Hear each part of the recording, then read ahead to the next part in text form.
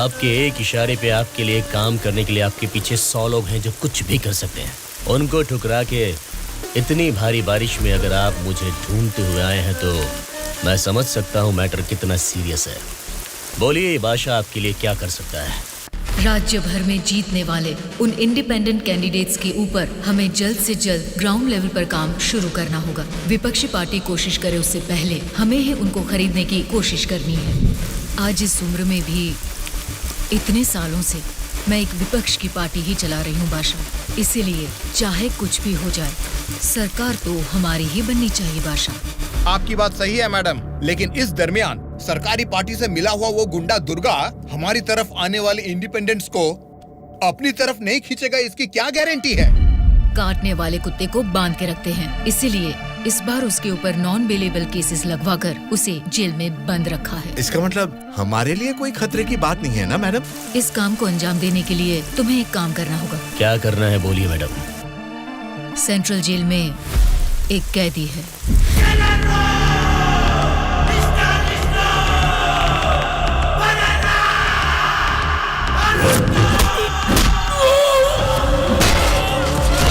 आठ 10 आदमियों को जेल भेजकर उसे मरवाना होगा।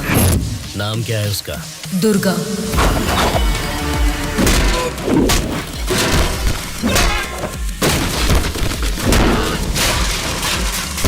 He is the most dangerous animal.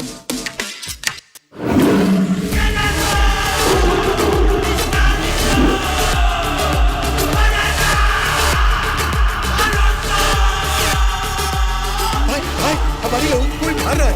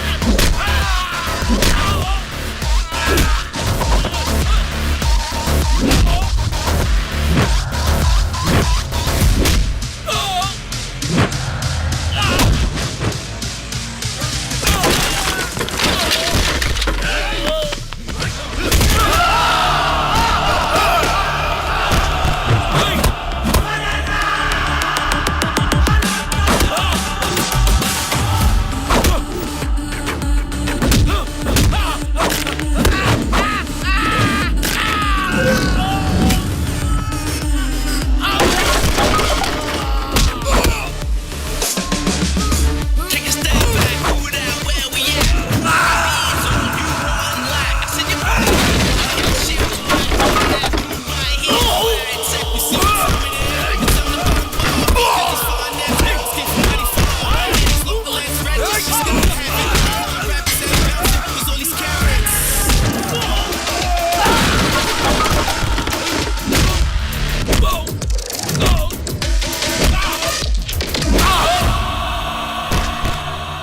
आप उसे मुझ पे छोड़ दीजिए मैडम, मैं देख लूंगा।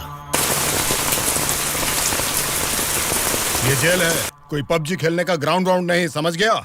बोल क्यों नहीं रहा है? क्यों मारा उन लोगों को? नजरें नीची करो। कायदे में रहोगे तो फायदे में रहोगे मुन्ना, नहीं तो मेरे बारे में तुम जानता नहीं हो, सीधे तिहाड़ जेल में फेंक दूंगा। ए, तुम लोग क्या देख रहे हो? इसे ले जाके सेल में डाल दो। जेलर साहब। क्या हुआ बादशाह, बात क्या है? मैं अपने 10 छोकरों को आपके जेल भेज रहा हूँ। इस बार किसे टपकाना है? दुर्गा नाम है उसका। दुर्गा बोले तो वो सरकारी पार्टी का आदमी है ना? हाँ साहब, वही है। उसको उड़ाने के लिए अपोजिशन वालों से कितना लिया है और उसमें मेरा कमीशन कितना है? हमेशा की तरह आपके अकाउंट में ट्रांसफर हो जाएगा। स्टेट में इस बार भी हमारी सत्ता आने वाली है, इसलिए कल मेरे फार्म हाउस पर आप सबके लिए एक पार्टी रखी है। Hello sir, CM sir. Central jail से जेलर मधुसूदन बोल रहा हूँ सर। आपको एक खास बात बताने के लिए ही मैंने फोन किया। क्या बात है, बोलो। जेल में आए हुए आपके लोगों को मारने के लिए अपोजिशन वालों ने सुपारी दिया है सर। अगर आपको आपके लोगों की जरूरत नहीं है तो मैं बीच में नहीं आऊंगा, लेकिन अगर आपको इनकी जरूरत अभी भी है तो अपनी जान पर खेलकर भी मैं उन्हें बचा लूंगा। अब आप बताइए, आप किन लोगों को मैं बचा लूं या फिर उनके हवाले छोड़ दूं? मुझे जरा 10 मिनट का टाइम दीजिए। ठीक है सर, मैं आपके कॉल का इंतजार करूंगा।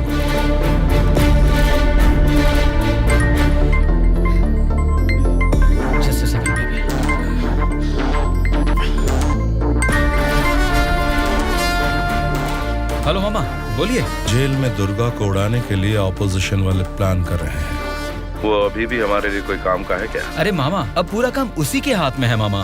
अगर हाथ पर हाथ धरे बैठे रहे तो वो पार्टी फिर से सत्ता में आ जाएगी, तो फिर वो हमारे किस काम का रहेगा? इस बार जैसा आप सोच रहे हैं, सत्ता हमारे हाथ में नहीं है मामा। 70% उन्हीं के फेवर में है। ये बात तुझे कैसे पता? इलेक्शन सर्वे रिपोर्ट्स में वो हमसे ज्यादा स्ट्रॉन्ग है मामा। अगर वोट्स काउंटिंग में भी वो हमसे आगे निकले तो हमें कुछ और एमएलएस की जरूरत पड़ेगी मामा। अब उनको धमका के डरा के हमारी पार्टी में लाने के लिए हमारे लिए दुर्गा ही लास्ट ऑप्शन है मामा। And he is the most powerful weapon we have today. और हमारे धंधे में तो गधे को भी बाप बनाना पड़ता है। और हमें अगर गवर्नमेंट फॉर्म करना है तो किसी भी हाल में हमें दुर्गा चाहिए मामा। इलेक्शन रिजल्ट जब तक डिक्लेयर नहीं होते, जेल में मेरे आदमी का बाल भी बांका नहीं होना चाहिए। वो सब आप मुझ पर छोड़ दीजिए, मैं देख लूंगा। लेकिन आपके आदमियों को प्रोटेक्ट करना है तो बहुत बड़ा अमाउंट खर्च हो सकता है सर। वो मैं देख लूंगा। सर, मेरा एक छोटा सा डाउट है सर। क्या डाउट है? आपने दुर्गा को मरवाने के लिए पैसे लिए थे ना, अब बचाने के लिए पैसे ले रहे हैं। ये बात मेरे पल्ले नहीं पड़ी सर, मुझे थोड़ा कंफ्यूजन हो रहा है। पागल कहीं। इसी को अंग्रेजी में पॉलिटिक्स बोलते हैं और हमारी भाषा में बोलते हैं राजनीति, समझे?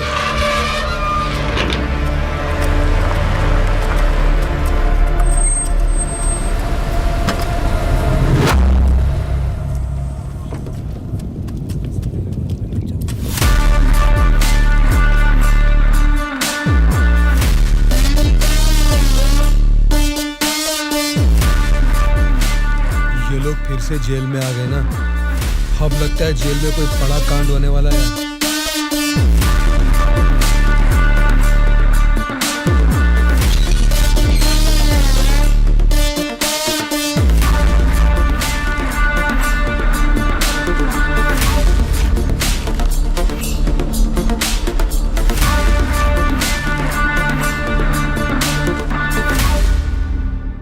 उसे कब मारने का सोचा है? हो सके तो आज ही।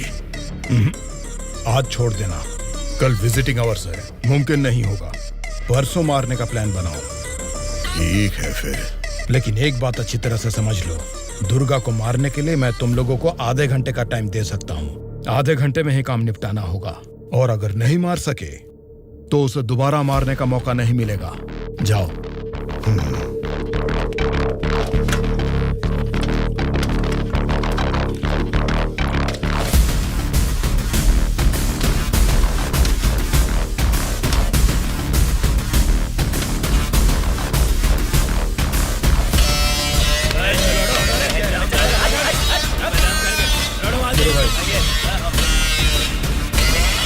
आगे चल। बुरा नहीं क्या?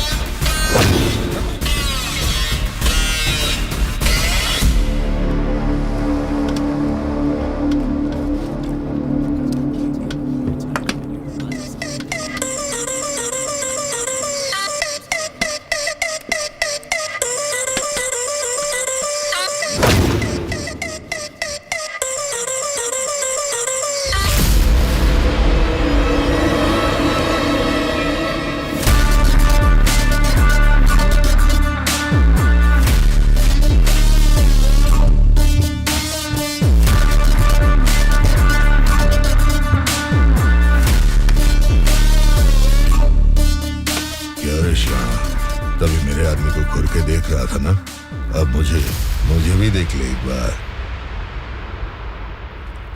ए, बहरा है क्या? आंखें निकाल कर गोटियां खेलूंगा। ए, बोलना। तेरे से बात करे ला रे, समझ में नहीं आता भाई क्या बोल रहा है। ए, देखना, एक बार देख मुझे।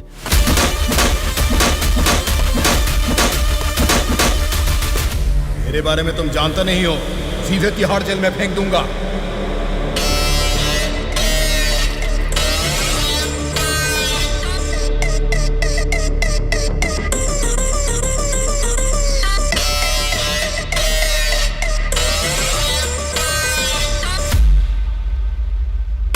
ए, तुझसे मिलने कोई आया है? मिल ले।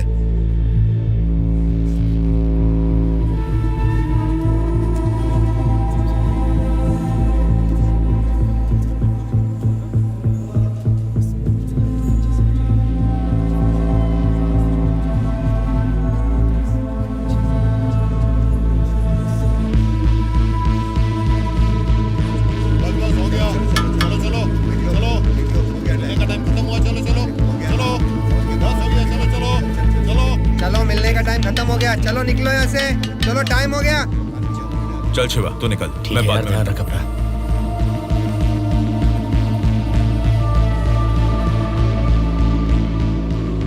शिवा, भावना कैसी है? देखा, अभी याद आई ना तुझे उसकी? मुझे लगा तो भूल गया था।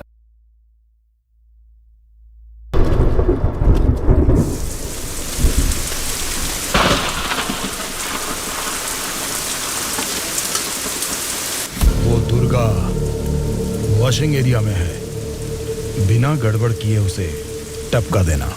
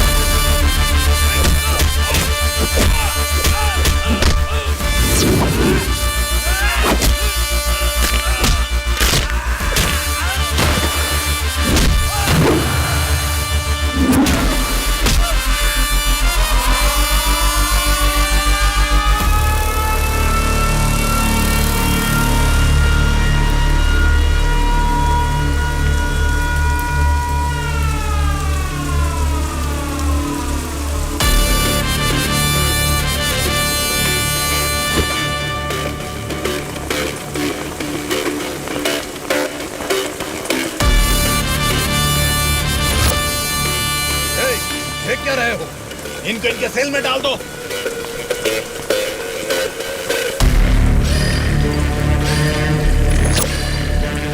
हाँ जेलर साहब। यो बादशाह, तुम और 10 लोगों को भेजोगे ना तो भी जेल में उस दुर्गा को नहीं मार सकोगे। क्या हुआ जेलर साहब? क्या हुआ है? तुमने जिन 10 लोगों को भेजा उन्हें उसने कुत्ते की तरह पीटा। मुझे तो लगता नहीं है उनमें से एक भी जिंदा बचेगा। आइंदा जेल के अंदर ऐसी बचकानी हरकत मत करना। जेल के बाहर ही निपटाओ। प्लानिंग जेल के बाहर करो। रखो फोन।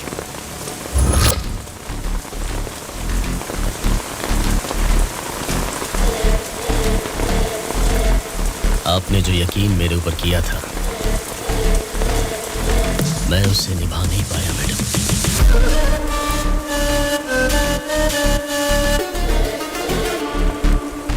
आप ये गन लीजिए मैडम। इस गन से मुझे अभी इसी वक्त यहीं पे मार दीजिए, नहीं तो मुझे एक और मौका दीजिए। मैं खुद जेल में जाकर उस दुर्गा को मारूंगा।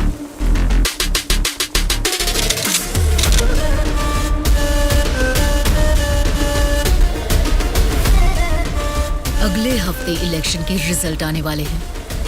अगर रिजल्ट मेरी फेवर में नहीं आए तब बताऊंगी कि तुम्हें किसको मारना है।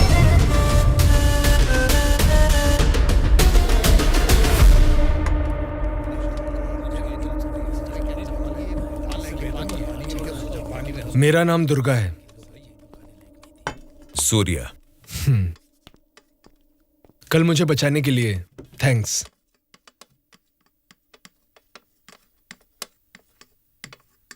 तुम्हारे बारे में सुना था, तुम किसी मर्डर केस में जेल आए हो।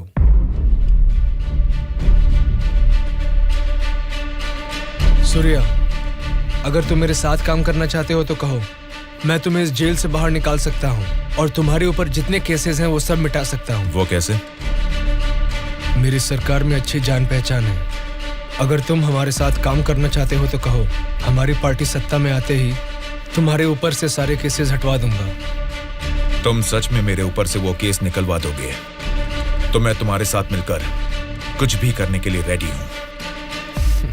तो आज से हम दोनों फ्रेंड्स। हेलो, मैं दुर्गा बोल रहा हूं। बोलो दुर्गा। यहाँ जेल में मैं एक आदमी से मिला। किसी छोटे मोटे मर्डर केस में अंदर आया है, लेकिन उसकी हिम्मत अलग ही लेवल की है भाई। वो तो ठीक है, लेकिन क्या वो हमारे काम आएगा? बेशक वो हमारे काम आएगा भाई। ठीक है, इस बार इलेक्शन रिजल्ट्स अगर हमारे फेवर में नहीं आए तो तुम्हें बाहर आना पड़ेगा। ठीक है भाई। तब मैं मामा से बात करके तुम्हारे साथ उसको भी बाहर लाने का प्लान करूंगा।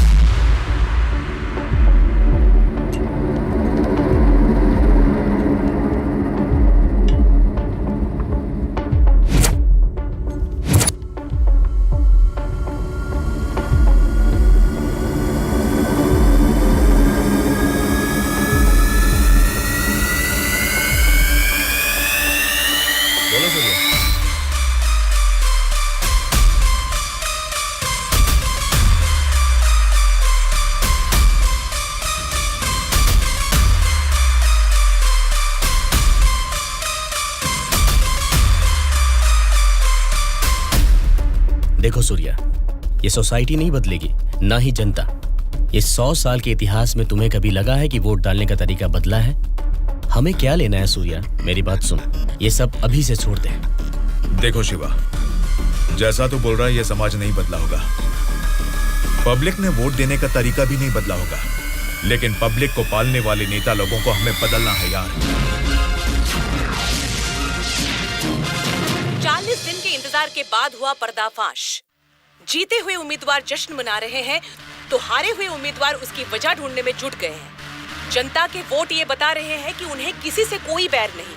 दोनों मेजर पार्टियों को इलेक्शन में लगभग एक समान वोट मिले हैं।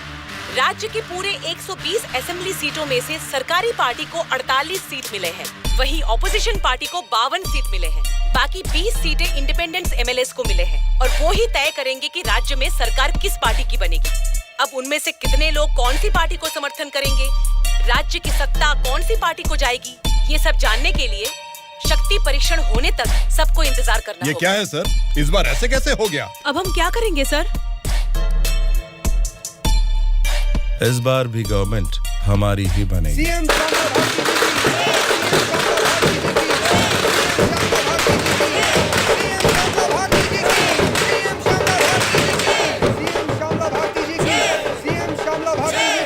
इस बार सरकारी पार्टी से आपकी पार्टी लीड में है। इस बारे में आपका क्या कहना है?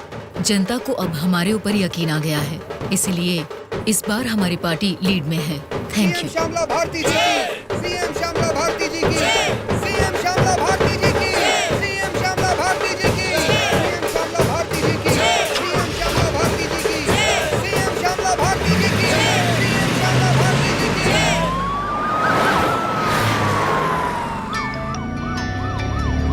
मैडम, सीएम राम मोहन राव जी का फोन आया है। बोलिए एक्स सीएम राम मोहन राव जी, कैसे लगे आपको इस बार के इलेक्शन के नतीजे? इस बार 4 सीट आपको ज्यादा मिली है, ऐसा सोचकर ये मत समझिए कि जीत आपकी हुई है। मिस श्यामला भारती जी, आपको सरकार बनाने के लिए आपकी पार्टी का और 10 एमएलए की जरूरत है। अगर 10 एमएलए को खरीद लिया तो भी 10 दिन के अंदर शक्ति परीक्षण के लिए उनका वहाँ होना बहुत जरूरी है। तो जाहिर है कि आपकी पार्टी को मेरी पार्टी से भले 4 सीटें ज्यादा आई है या मेरी पार्टी को 4 सीटें कम आई है, तो भी आखिर में असेंबली में आपकी जगह हमेशा की तरह विपक्ष में ही रहेगी। ये बात मत भूलिएगा मिस श्यामला भारती जी। ठीक है राम मोहन राव जी, इस बार संसद में हम विपक्ष में रहेंगे या आप विपक्ष में रहेंगे, देखते हैं। Good luck.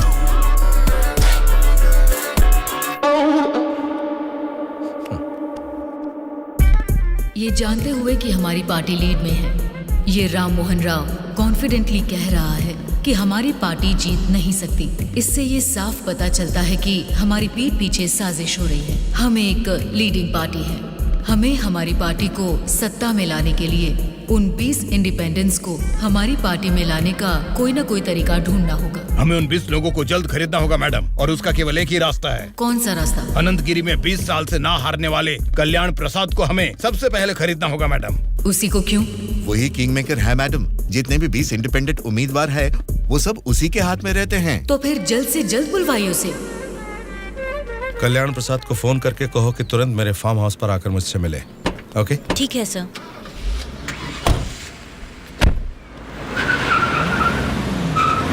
लगता है सब लोग आ गए हैं, तेरी वजह से ही लेट है। हाँ रुको रुको। नमस्कार मैडम।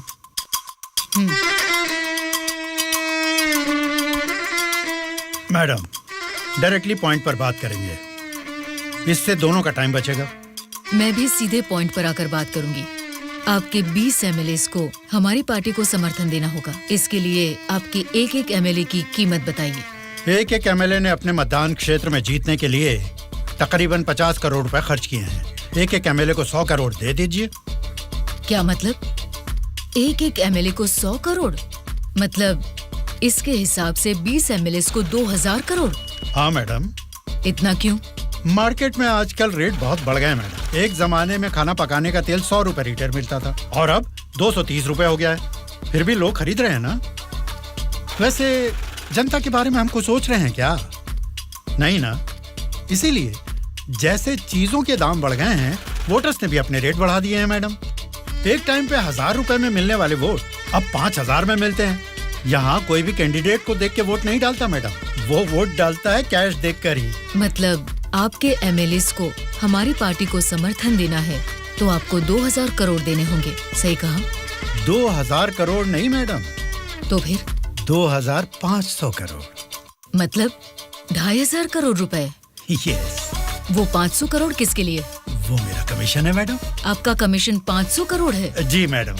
मैं आपको कोई प्याज टमाटर थोड़ी ना बेच रहा हूँ। इस राज्य की सत्ता 5 साल के लिए दे रहा हूँ आपको। इसके बदले में एक छोटी सी 500 करोड़ की रकम कमीशन लेने में कोई गलती नहीं है madam.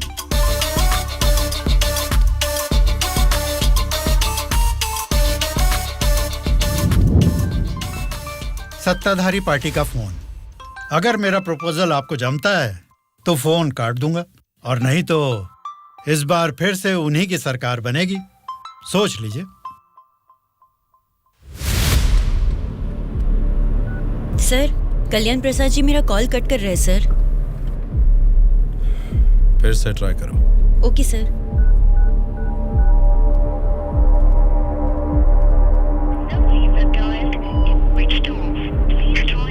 Sir phone switch off आ रहा है सर। ठीक है, उसे वॉइस मैसेज भेज दो। Okay sure sir. आपने 2,500 करोड़ मांगे जो मैं दे रही हूँ।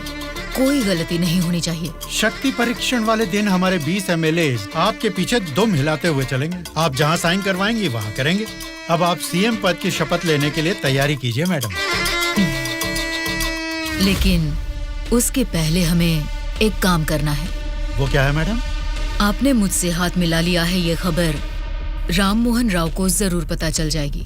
हमें हमारे एमएलएस को सेफ रखना होगा। इसलिए उन सभी एमएलएस को राम मोहन राव से सेफ रखने के लिए मैंने बेंगलुरु में एक स्टार होटल पूरा बुक कर लिया है। शक्ति परीक्षण होने तक वो सारे उधर ही रहेंगे। आपके एमएलएस के साथ हमारे एमएलएस को भी मिलाकर उधर भेजेंगे तो वो सब साथ में वहाँ सेफ रहेंगे।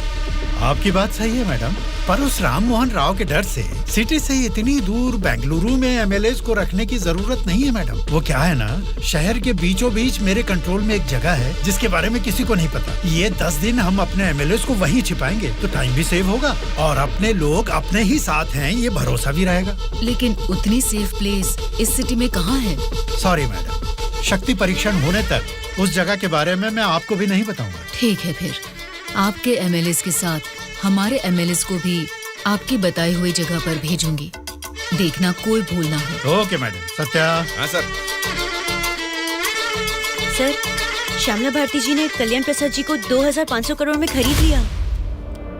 अब हमारी हालत क्या होगी सर? हमारी सरकार गिर गई क्या? सर, इलेक्शन में मैंने 100 करोड़ खर्च किया, अब मेरा क्या होगा सर? बताइए सर, क्या होगा सर? क्या होगा? बस चुप हो जाओ। परेशान होने की जरूरत नहीं है। शक्ति परीक्षण में अभी टाइम है। मैं जानता हूं मुझे क्या करना है। आपकी बात मुझे समझ आ गई। अभी मुझे क्या करना है बोलिए। अनऑफिशियली किसी भी हालत में दुर्गा मुझे जेल से बाहर चाहिए, चाहे जितने भी पैसे लग जाएं। तुरंत जेलर से बात करके काम को अंजाम दो। ठीक है मामा, पर एक रिक्वेस्ट है।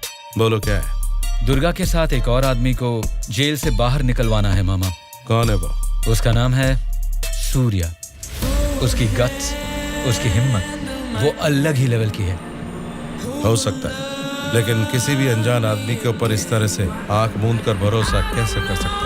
ये स्टेट गवर्नमेंट का मामला है। अगर कुछ गलत हो गया तो मेरा पूरा पॉलिटिकल करियर खत्म हो जाएगा। मेरा यकीन कीजिए मामा, हमारे गवर्नमेंट को गिरने से बचाने के लिए इस ऑपरेशन में दुर्गा से ज्यादा वो ही एक्टिवली काम करेगा। ठीक है, अगर तुम उसकी इतनी तारीफ कर रहे हो तो काम खत्म होते इन दोनों को फिर से जेल में डाल दूंगा। मैं भी उससे जरूर मिलना चाहूंगा।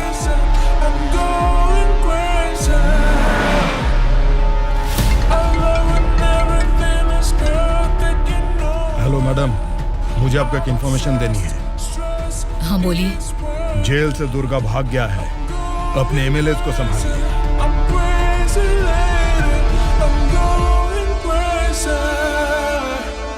इनको अभी छोड़ के आपने वो पार्टी को इन्फॉर्मेशन क्यों दे दिया सर? वो लोग आपस में लड़के मरेंगे तो ही ना हम जैसे लोग सेफ रहेंगे।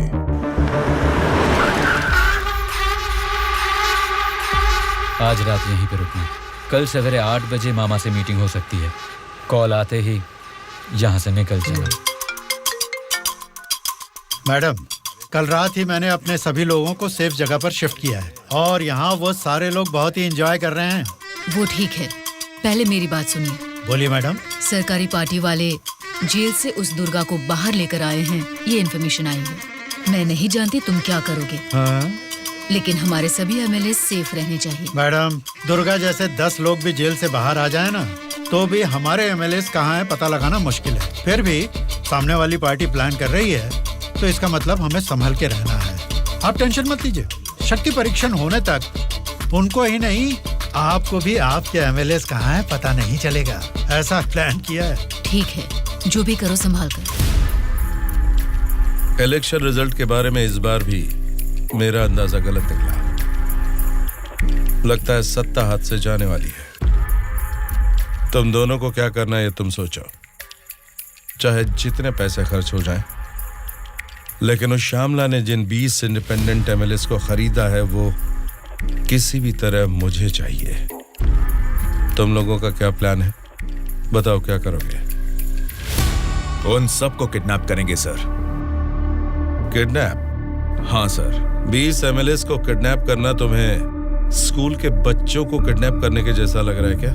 20 एमएलएस नहीं सर, ऑपोजिशन एमआईयू को मिलाकर पूरे 72 एमएलएस हैं सर। क्या? 72 लोग? आपकी पार्टी से जीते हुए 48 एमएलएस के साथ पूरे 120 एमएलएस को आपके बेंगलुरु वाले फार्म हाउस में बिना बंदी बनाए इस बार आप सीएम नहीं बन सकते हैं सर। ऑपोजिशन एमएलएस तक तो ठीक है, लेकिन हमारे एमएलएस क्यों? वो तो हमारे ही लोग हैं ना। राजनीति में सब कुछ हो सकता है सर, सब कुछ जायज है। सत्ता का पलड़ा जिस तरफ है वो उस तरफ चले जाएंगे। यहां जीतने से ज्यादा सत्ता जरूरी है सर। अभी की सिचुएशन में अपने एमएलएस को हमें ही बचाना है सर, इसलिए हमें उनके साथ हमारे एमएलएस को भी बंदी बनाना ही होगा सर। तुम्हारा प्लान सुनने में तो ठीक ही लग रहा है, लेकिन ऑपोजिशन एमएलएस को किडनैप कैसे करोगे? यह मुमकिन है क्या? सत्ता की जंग हर कोई जीतना चाहता है, पर जीत सिर्फ एक की ही होती है और उसी को वीर कहते हैं। मैंने आपको जिसके बारे में बताया था ये वही है सर। तो जरा बताओ कि शुभ काम का मुहूर्त कब है? इस शुक्रवार को ही आपके सभी एमएलएस को बस में बिठा के दुर्गा को सौंप दीजिए। दुर्गा उनको बेंगलुरु हाईवे के एक ढाबे पर लेकर आएगा। इसी बीच ऑपोजिशन के सभी एमएलएस को किडनैप करके लाने का जिम्मा मेरा होगा। गुड। तुम्हारे प्लान के साथ तुम्हारा कॉन्फिडेंस भी मुझे अच्छा लगा।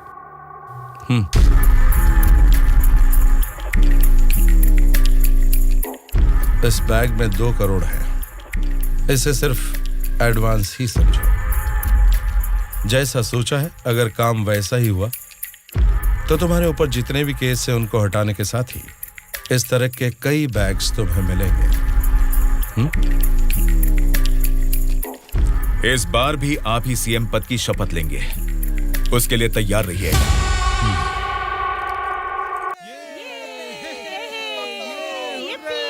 कल्याण प्रसाद के फोन का लास्ट कॉल लोकेशन कल रात 11 बजे का गुलजार हाउस में दिखा रहा था। तभी से लेके अब तक वो किसी के टच में नहीं है।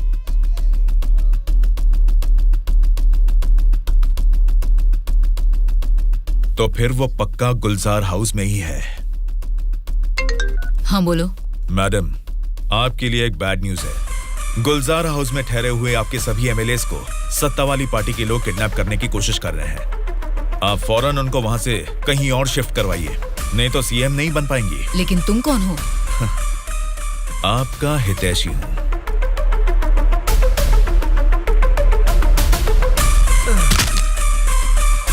चलिए बैठिए आप लोग अंदर।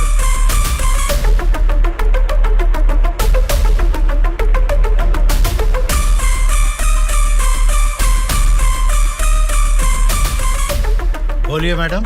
कहाँ हैं आप? मैं नहीं बता सकता। मैं सीरियसली कुछ पूछ रही हूँ, उसका सीधा जवाब दीजिए। मैं भी सीरियसली ही बोल रहा हूँ मैडम, नहीं बता सकता। आप सब गुलजार हाउस में हैं, ये बात मैं अच्छी तरह से जानती हूँ। वो कैसे मैडम? गूगल मैप पे भी सर्च करने पर इस जगह के बारे में किसी को पता नहीं चलता। सिर्फ मुझे ही नहीं बल्कि सरकारी पार्टी वालों को भी पता है कि आप सब कहाँ छुपे हो। अब क्या करें मैडम? उनके वहाँ पहुँचने से पहले निकलो वहाँ से और अपने साथ सभी एमएलएस को वहाँ से शिफ्ट कर दो। लेकिन अभी के अभी इतने एमएलएस को कहाँ शिफ्ट करेंगे मैडम? मैं बस भेज रही हूँ, मेरे बेंगलोर वाले रिसोर्ट में शिफ्ट हो जाओ। समझ गए तुम? समझ गया।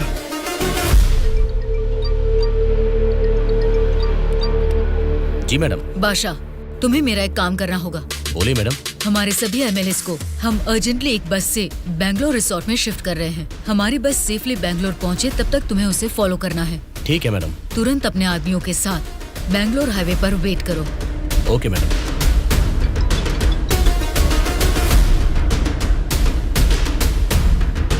हेलो मैडम, मैं ट्रैवल एजेंसी का बस ड्राइवर बोल रहा हूँ मैडम। कहाँ पहुँचे तुम? मैं बिल्कुल सही लोकेशन में पहुँच गया हूँ मैडम। ठीक है, हमारे लोग वहाँ आएंगे, वेट करो। ठीक है मैडम।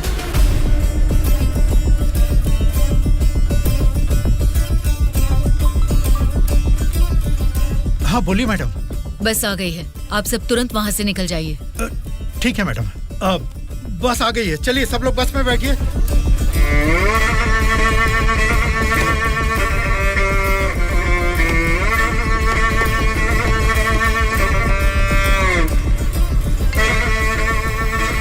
मैडम सब लोग बस पे चढ़ गए मैडम। अभी निकल सकते हैं क्या मैडम? Okay madam.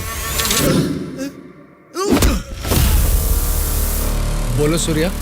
दुर्गा, हमारा प्लान सक्सेस हुआ। अब सभी एमएलएस मेरे कब्जे में हैं। तुम हाईवे के ढाबे पे वेट करो, मैं भी पहुंचता हूँ। ओके। क्या रे, कुछ पता? बोली मैडम। बस निकल गई है और थोड़ी ही देर में बैंगलोर हाईवे एंटर करेगी। अगर कोई भी हमारी बस को फॉलो करता हुआ दिखे तो उसे वहीं मार देना।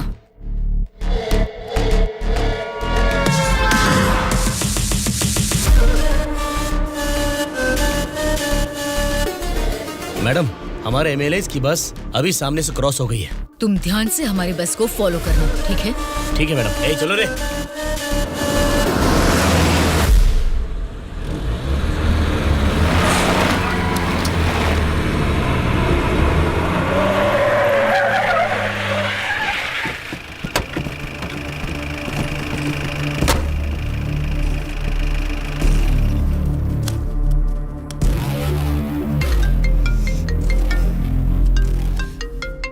बोलो बादशाह। हाँ मैडम, अभी हमारी बस हाईवे के बाजू में एक ढाबा के पास रुकी हुई है। नाइट जर्नी है ना बादशाह, चाय कॉफी पीने के लिए रुके होंगे। अब इतना भी फोन करके बताओगे? मैडम मैडम, अब क्या हुआ बादशाह? हमारे बस के पीछे ही एक और बस आके रुकी है। और एक बस? हाँ मैडम, देखने में तो सरकारी पार्टी की एमएलए की बस लग रही है। क्या सरकारी पार्टी के एमएलए की बस? हाँ मैडम, पक्का उन्हीं लोगों की बस है मैडम। सच में? लेकिन उनकी बस वहाँ क्यों आई है? पता नहीं चल रहा मैडम। जैसे हम अपने एमएलए को बैंगलोर भेज रहे हैं, वैसे ही वो अपने एमएलए को शायद किसी सेफ जगह पर भेज रहे होंगे। हो सकता है, फिर भी दोनों बस एक ही जगह पर एक ही समय पर ये कैसे हो सकता है? तुम एक काम करो बादशाह, हमारे एमएलए की बस वहाँ से सुरक्षित निकल जाए, तब तक उनकी बस पर तुम कड़ी नजर रखना। ठीक है मैडम।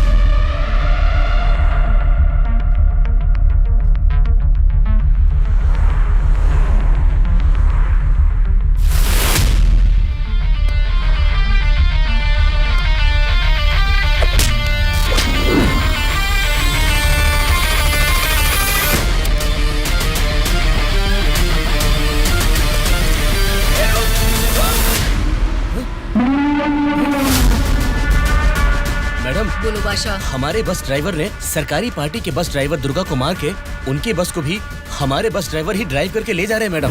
व्हाट? उनकी बस को हमारे ड्राइवर क्यों ले गए हैं? मुझे भी कुछ समझ में नहीं आ रहा मैडम। ठीक है, मैं अपने ड्राइवर को फोन करके पता लगा लूंगी। पहले तुम हमारी बस को फॉलो करो। Okay madam. Hello madam. Anwar, क्या कर रहे हो तुम लोग? कुछ लोग आके मुझे मार के हमारी बस को लेके गए मैडम। बोली मैडम। बादशाह, वो लोग अपने ड्राइवर नहीं हैं, कोई क्रिमिनल्स हैं। उनका पीछा करो। Stop them right now. ठीक है मैडम।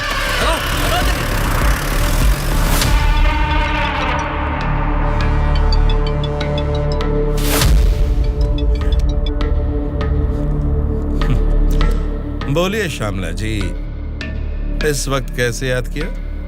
बड़े रिलैक्स्ड मूड में लग रहे हैं आप। एक शॉकिंग न्यूज सुनाऊं आपको? बताइए, क्या है वो? अभी तक मैंने सोचा कि संसद में आपके और मेरे बीच में स्पर्धा है, लेकिन हमारी इस स्पर्धा में किसी तीसरे ने एंट्री ली है। उसने क्या किया है, अगर ये आपको बताऊंगी तो बहुत बड़ा झटका लगेगा। वो तीसरा कौन है और उसने क्या किया है, ये आप बताएंगी तभी तो पता चलेगा कि मुझे बड़ा झटका लगेगा या नहीं। जेल में से आपने एक जानवर को बाहर निकलवाया मिस्टर राव। उस जानवर को मारकर उस तीसरे ने हमारे एमएलए के साथ आपके एमएलए को भी किडनैप करके वहाँ से भाग गया है मिस्टर राव। अगर मुझे पता चला कि उस तीसरे और आपके बीच में कुछ कनेक्शन है, तो मेरी एक बात याद रखना, आपका पॉलिटिकल करियर मैं पूरी तरह से बर्बाद कर दूंगी मिस्टर राम मोहन राव।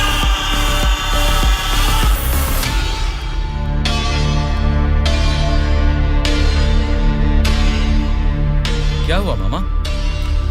उस दुर्गा को कॉल कर।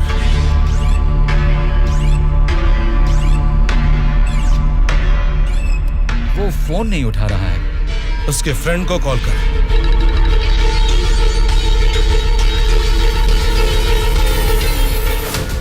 मेरे पॉलिटिकल करियर में ये फर्स्ट टाइम है जब मैंने किसी पर यकीन करके धोखा खाया।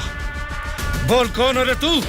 बोला था ना, ये सत्ता की जंग हर कोई जीतना चाहता है, लेकिन किसी एक को ही जीत मिलती है, उसी को वीर कहते हैं। अब वो जंग शुरू हो चुकी है। वीर कौन है और वो जंग किस मकसद से कर रहा है, आगे आगे तुमको सब समझ में आएगा। तब तक के लिए वेट एंड सी। क्या रे, हमारी पार्टी ज्वाइन करने के लिए इस जंगल में आ गए तुम लोग? अरे जब लीड में हम हैं तो तुम्हारी पार्टी में आने की नौबत क्यों आएगी हमें? लीड में हम हैं बोलकर तुम सब लोग हमारी पार्टी में आ गए। देख लो, कुछ अकल है कि नहीं? खाली लीड नहीं, जीतने वाली भी अपनी ही पार्टी है। रुक जाओ, क्या है ये? इतना शोर कर रहे हो? आपस में लड़के कुछ नहीं मिलने वाला। हमें कुछ भी बोलिए, लेकिन हमारी पार्टी को कुछ मत बोलना, समझ गए? जरा सामने आओ और अपनी पार्टी की ताकत दिखाओ। हमारी पार्टी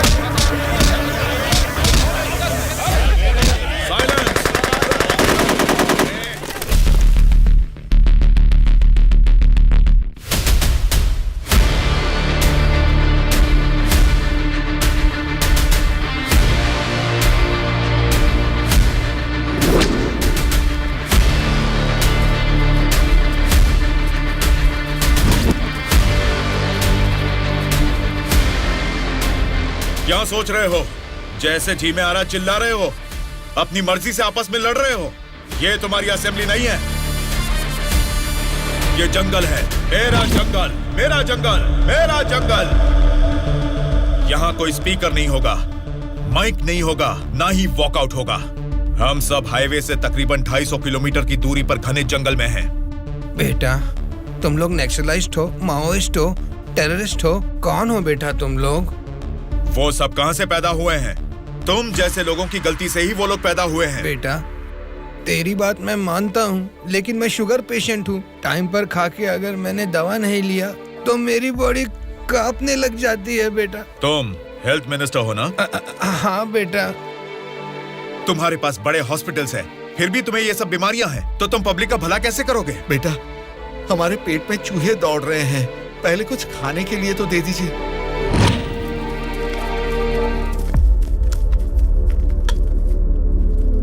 ये क्या खाना है? ये तो जेल के खाने से भी बदतर है। क्यों रे? तेरी राशन की दुकान में यही चावल तो बिकता है, फिर वो लोग कैसे खाते होंगे, कभी सोचा है?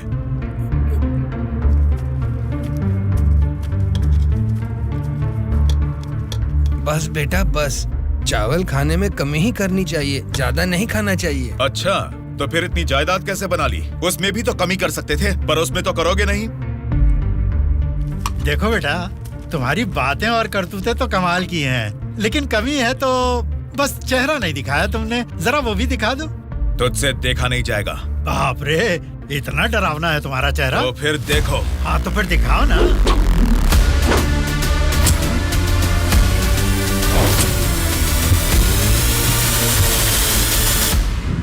हमारी जिंदगी को लक्ष्य देता है ये महाविद्यालय, हमारे भविष्य को भी रचता है ये विद्यालय। स्वामी विवेकानंद ने कहा था कि देश का भविष्य युवा पीढ़ी के हाथों में है, लेकिन युवा होने के नाते हम क्या कर रहे हैं? देश के भविष्य से मुझे क्या करना है, ऐसा बोलकर हम खुद ही को स्वार्थी बनाते जा रहे हैं। मतलब हमारा पढ़ाई करना, नौकरी करना स्वार्थ है क्या? प्रॉब्लम पढ़ाई के बारे में या जॉब के बारे में नहीं है बेटा, तो फिर देश के भविष्य के बारे में ना सोचना ही प्रॉब्लम है। इसीलिए तो हर 5 साल में हम वोटिंग करके नेता लोगों को चुनते हैं। ये सब काम तो उनका है। वही तो हम लोगों की गलती है, वोट देते हैं और भूल जाते हैं। एक स्टूडेंट की हैसियत से फैसला करना आपके हाथ में नहीं है, लेकिन बेहतर समाज का निर्माण करने का सामर्थ्य आप में है।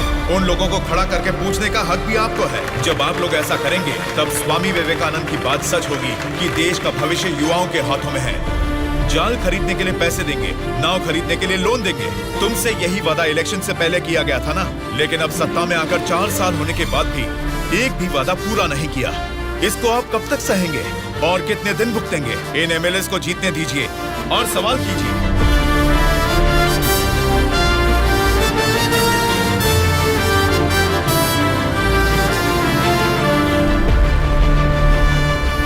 18 साल की उम्र होने के बाद ही हमारे देश में मतदान का हक क्यों दिया जाता है जानते हो? ताकि हम एक सही नेता को चुन सके। लेकिन हम क्या कर रहे हैं? हम बिना सोचे समझे और उनसे पैसे लेकर वोट डाल रहे हैं। अगर ऐसा ही चलता रहा तो कल को आपके बच्चे और फिर उनके बच्चे, हर किसी को इसी तरह की परेशानी होगी। हमें अब बिना सोचे समझे और पैसे लेकर वोट डालने की इस प्रथा को खत्म करना ही होगा। और अगर हमने ऐसा नहीं किया तो सबका नाश निश्चित है। आने वाली पीढ़ी को हम ये बताएंगे कि वोट की जो ताकत है उससे सरकार बदल सकते हैं। जनता की सच्चाई स्टूडेंट सर, आजकल जनता के सामने समाज के बदलाव की बातें करते रहते हैं सर। आजकल ये फैशन हो गया है सर। ठीक है। हाँ? उसके भाषण की वजह से अपनी इमेज डैमेज नहीं होनी चाहिए। सर, हमें उनकी परवाह नहीं करनी चाहिए। वो लोग कुछ प्रॉब्लम नहीं करेंगे सर। अपने किसी आदमी को बोलो इन पर जरा नजर बनाए रखे। Okay sir. दिल्ली से आते ही इनके बारे में कुछ करेंगे। क्या बताऊं बेटा, इस गांव की समस्या वैसे की वैसी ही है। हमारी समस्याओं को सुनने के लिए कोई वार्ड मेंबर नहीं आता है। सरपंच को तो दिखा ही नहीं, कॉर्पोरेटर काम नहीं करता, और एमएलए के लिए क्या बताऊं। 4 साल पहले हमने उनको जिताया, वो तो ऐसे गायब हुए जैसे गधे के सर से सिंह। उनसे मिलने जाओ तो लात मार के भगा देते हैं।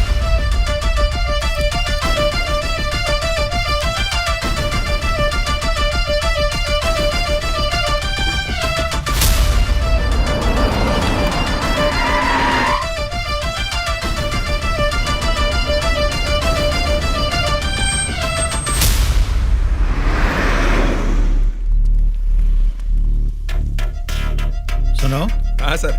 हम बगल वाली स्टेट में गए थे ना? हाँ सर। तो ये यूएस गए थे, ऐसा फ्लेक्सी क्यों लगा है? हाँ सर। चलो लगे रहने दो सर। फोटो अच्छी है। लगाया किसने इसको? और कौन सर, वो स्टूडेंट्स ही हैं।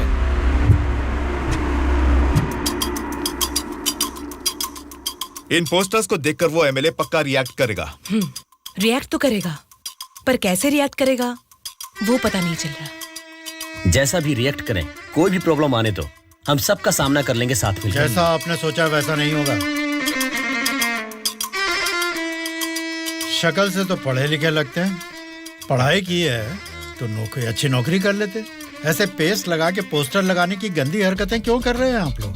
ये पॉलिटिक्स के चक्कर में क्यों फंस रहे हैं? ये एक दलदल है, एक बार इसमें उतर गए ना तो फिर इससे बाहर नहीं निकल पाओगे। समझ गए ना? मतलब आपके नजर में वोटर की कोई वैल्यू नहीं? अरे बहुत सही कहा आपने। आपकी नजर में वोटर की बड़ी कीमत है, लेकिन हमें वोट की कीमत पता है। यही फर्क है आपकी और हमारी सोच में। एक बार वोट मिल गया ना, फिर वोटर को कौन पूछता है? 5 साल के लिए हम ही राजा, हम ही मंत्री। मतलब आपसे सवाल करने वाला कोई नहीं है क्या? अब तुम ही बताओ, जो लोग पैसा लेकर वोट डालते हैं उनको सवाल पूछने का अधिकार है? अभी जो भी हो रहा है वो इलेक्शन नहीं है, कलेक्शन है। हम वोट कलेक्ट करेंगे, वो पैसे कलेक्ट करेंगे। एक एक वोट का 5,000, 1.5 लाख वोट हैं, मतलब 75 करोड़। उसके साथ दारू, बिरयानी, नाच गाना, पोस्टर, पब्लिसिटी, इनके अलावा हमारे नेता को मिलने वाले गिफ्ट्स। बाप रे, तकरीबन 150 से 200 करोड़ खर्च होता है। अब इस खर्चे को प्रॉफिट में बदलना है, 200 करोड़ का 1000 करोड़ बनाना है। ये सब करने में ही 5 साल निकल जाएंगे। फिर जनता की सेवा करने का टाइम कहाँ रहेगा? वैसे वोट बेचने वाले की हम सेवा क्यों करें? उसको पूछने का हक नहीं है, क्योंकि उसने तो अपना वोट बेच दिया है। इसलिए मैं तुम लोगों को आखिरी बार बोल रहा हूँ, सड़क छाप गुंडागर्दी से जिंदगी शुरू की थी, अब स्टेट मिनिस्टर हूँ। मुझे फिर से गुंडा बनने पर मजबूर मत करो। इलेक्शन नजदीक आ रहे हैं। पिछली बार वोट के लिए 5,000 मांगे थे, इस बार 10,000 मांगेंगे। हमें इसके लिए तैयार रहना है। यहाँ वोट के लिए ही नहीं, सीट के लिए भी पैसे देने हैं। पार्टी हाईकमांड मेरी परवाह नहीं करेगी तो मुझे बहुत दिक्कत हो जाएगी। मेरे रास्ते से हट जाइए। इसके बावजूद भी अगर किसी ने रोका तो तुम सबकी डेट ऑफ बर्थ तो अलग अलग है, लेकिन डेट ऑफ डेथ एक हो जाएगी, याद रखना। चलता हूँ। डार्लिंग, सब अच्छा ही हुआ है। टी स्टेट का एडवांस दे दिया है। अगले महीने इलेक्शन है, उसके बाद रजिस्ट्री होगी। ऊटी टी स्टेट की तुम ही मालकिन हो। तुम्हारा सर देखो। आपकी नजर में वोटर की बड़ी कीमत है, लेकिन हमें वोट की कीमत पता है। एक बार वोट मिल गया ना, फिर वोटर को कौन पूछता है? 5 साल के लिए हम ही राजा, हम ही मंत्री। आज की ब्रेकिंग न्यूज, हम आपके सामने एमएलए कल्याण प्रसाद जी की बेईमानी का खुलासा करने वाले हैं। टीवी देखिए सर। जो लोग पैसा लेकर वोट डालते हैं उनको सवाल पूछने का अधिकार है। अभी जो भी हो रहा है वो इलेक्शन नहीं है, कलेक्शन है। तो तुम सबकी डेट ऑफ बर्थ तो अलग अलग है, लेकिन डेट ऑफ डेथ एक हो जाएगी, याद रखो। खुद कल्याण प्रसाद जी के मुंह से ये बातें सुनने के बाद उन्हें मिनिस्टर के पद से ही नहीं बल्कि पार्टी के हाई कमांड ने उन्हें पार्टी से भी सस्पेंड कर दिया है। आपको बिना बताए पद से निकाल दिया, ये तो नाइंसाफी है सर। क्या नाइंसाफी है रे? हाँ, मैं एक बड़ा बदमाश हूँ, ऐसा ही बोलकर इन्होंने वीडियो में मान लिया। सब लफंगे लोगों के ये बड़े नेता हैं। लो खाओ, सब ठूसो। और काम भी क्या है? खाना और सोते रहना, और बचा ही क्या है? बाप रे बाप, कितने सपने दिखाए थे। ऊटी में टी स्टेट लूंगा, कर्नाटक में कॉफी स्टेट लूंगा, अगली इलेक्शन में जीतूंगा तो मैं होम मिनिस्टर बनूंगा, तुम होम मिनिस्टर की बीवी बनोगी, बाद में सीएम और मैं सीएम की बीवी। क्यों जी, तुम तो मुझे सीएम की बीवी बनाना चाहते थे, तुम तो खुद ही सीएम नहीं बन पाए। अभी देखो, नालायक की बीवी बनकर बैठी हूँ यहाँ पर। मैं सोच रही थी सीएम की बीवी बनने के लिए क्या करना पड़ेगा। देखते क्या हो जी, बताओ ना क्या करना है। बहुत बोल चुके हो, आप जाओ।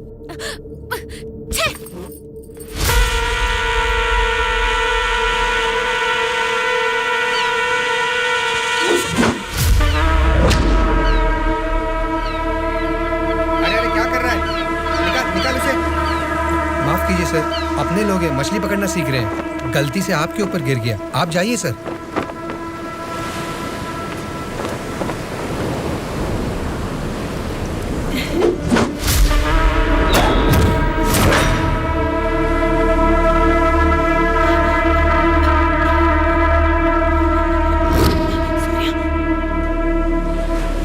सॉरी सर, मछली पकड़ते समय समुंदर में सब मछलियां तो नहीं पकड़ सकते ना सर।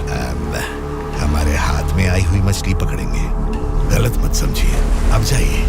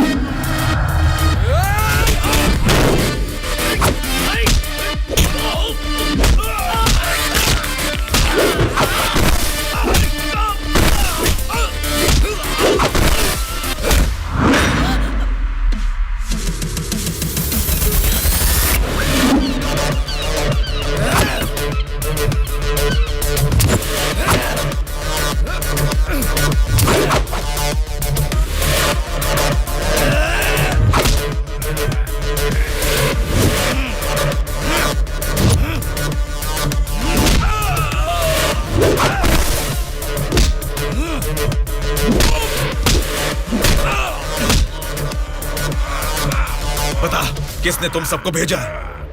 बता, जल्दी बता।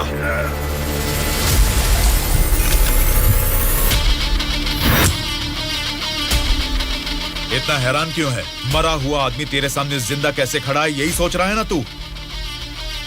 मुझे मारना तेरे बस की बात नहीं है, ना ही तेरे बाप से हो पाएगा। वोट देना हर एक का हक है, उसे पैसे देकर मत खरीदो। एमएलए एक रिप्रेजेंटेटिव होता है जो लोगों की समस्याओं को सरकार के पास लेकर जाता है, बल्कि ये नहीं कि वो उस क्षेत्र का राजा बनकर बैठे।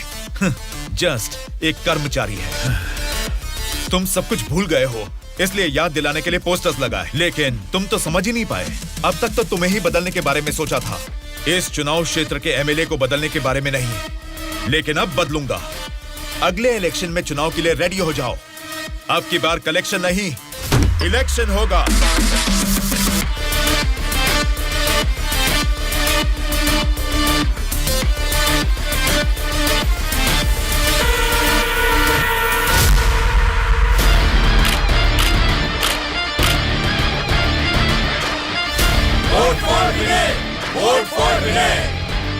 इसका नाम विनय है।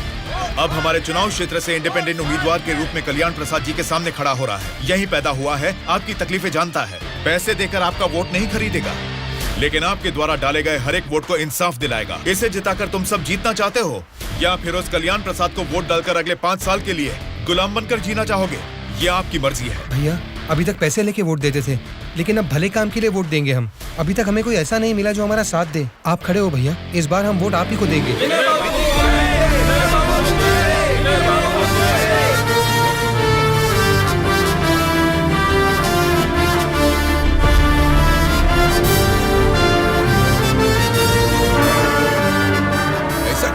यहाँ आप लोग बैठकर ताश खेल रहे हैं और वहाँ आपके सामने दूसरा लीडर खड़ा हो रहा है।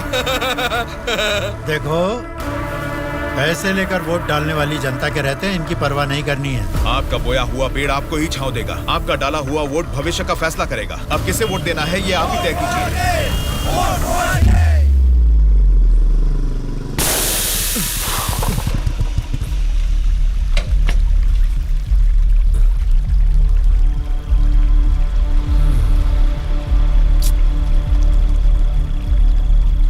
पंचर बना लो, पंचर। क्या बाबू, गाड़ी पंचर क्या? हाँ भाई, जरा अर्जेंटली जाना है। आप पंचर बना दोगे? बनाऊंगा ना। आगे जाके ये हमारे गांव का एमएलए बनेगा। पंचर थोड़ा खट से बना रे। तुम्हारे रोज जाने वाले रास्ते में अचानक तुम्हारी गाड़ी पंचर हो गई है, फर्क नहीं दिख रहा है क्या? उसके साथ जैसे गाड़ी पंक्चर हुई तभी पंक्चर वालों का हाजिर होना अजीब नहीं लग रहा है? वैसे तो इलेक्शन में खड़े होना भी अजीब बात है। आप तो एमएलए बन जाएंगे, असेंबली में चले जाएंगे, अपन तो इधर ही रह जाएगा ना। हम तो गुंडागर्दी ही करेंगे, और करेंगे भी तो क्या होगा? मारना, काटना, जलाना और बलात्कार करना। हम किसको मारेंगे, किसको काटेंगे जानते हैं? तेरे दोस्तों को। तेरे दोस्त सूर्या को बहुत बुरी मौत मारेंगे। बाद में बचेगा कौन जानते हैं आप? आपके साथ घूमती है ना वो गोरी गोरी लड़कियां, जैसे चाहे मजे करेंगे। अय्याशी करके मुंबई रेड लाइट एरिया में जाके बेच देंगे उनको। सोच लेना। चलो रे। आप सबको कुछ बताना चाहता हूँ, लेकिन आप लोग गुस्सा मत होना। तो फिर तुम वो बात ही क्यों कर रहे हो जिससे गुस्सा है? अरे वो बात नहीं है। अरे तो अब बता भी दो ना। मैं ये इलेक्शन नहीं लड़ूंगा। What? सच सच बताओ, क्या तुम्हें किसी ने डराया? ऐसा कुछ नहीं है, मैं ये इलेक्शन नहीं लड़ूंगा बस। तेरी आंखों में मुझे डर दिख रहा है। क्या बात है, बोल। हाँ यार, मैं डर रहा हूँ, तो अब क्या करूँ? अगर जान का डर था तो इस इलेक्शन में खड़ा होने के लिए तैयार क्यों हुआ? कल ही नॉमिनेशन की लास्ट डेट है। कल 3 बजे एमआरओ ऑफिस के पास हम सब तेरा वेट करेंगे। तू कल आ रहा है और नॉमिनेशन भी डालेगा। उल्टा सीधा बोलेगा तो इन सब के बारे में तो नहीं जानता, लेकिन मैं तुझे मारकर समुंदर में फेंक दूंगा। याद रखना, कल शाम को 3 बजे एमआरओ ऑफिस। चलो रे। कल हम तेरे लिए वेट करेंगे।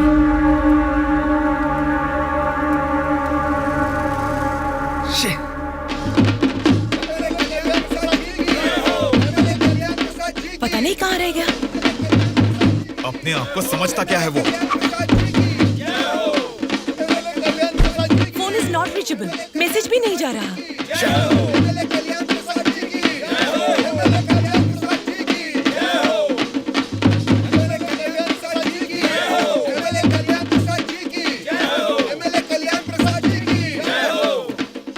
संभाल के रखना, बात के कार्यक्रम में काम आएंगे। नमस्कार वोटर महाराज, आपके अनमोल वोट आप मुझे ही देंगे ना? आप ही देंगे। अच्छा मुहूर्त निकलने से पहले नॉमिनेशन करके आता हूँ। नमस्ते।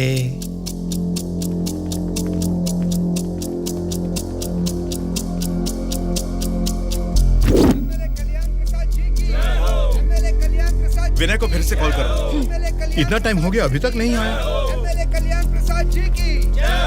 छोटे भाई, आपका कैंडिडेट अभी तक नहीं आया ना? राहु काल शुरू हो चुका है।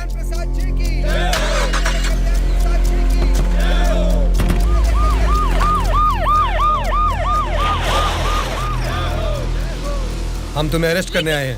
हमें चलो बताते हैं।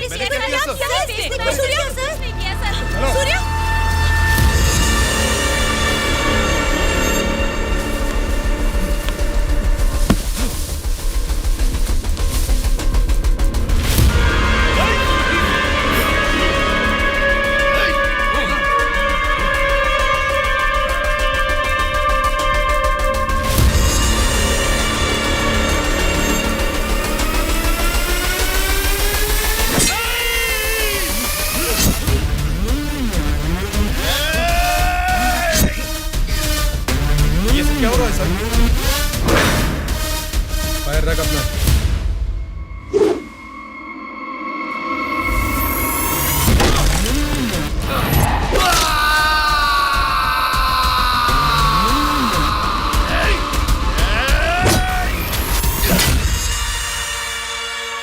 पकड़ रहे इसे। सर, ये सब क्या हो रहा है सर? हो रहा है नहीं, जो हुआ है वो बता रहा हूं। पकड़ इसे।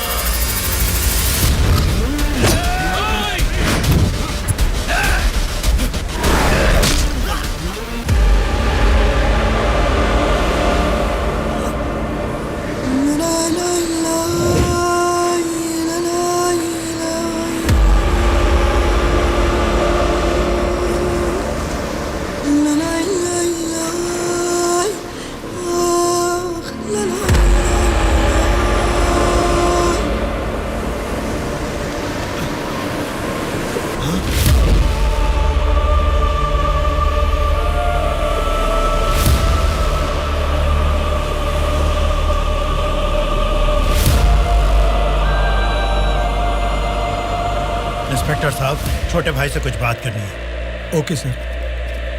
छोटे भाई, खुद को ही अकलमंद समझते हो, तुम्हारे रेंज की नहीं है, फिर भी मेरी थोड़ी सी अकल है।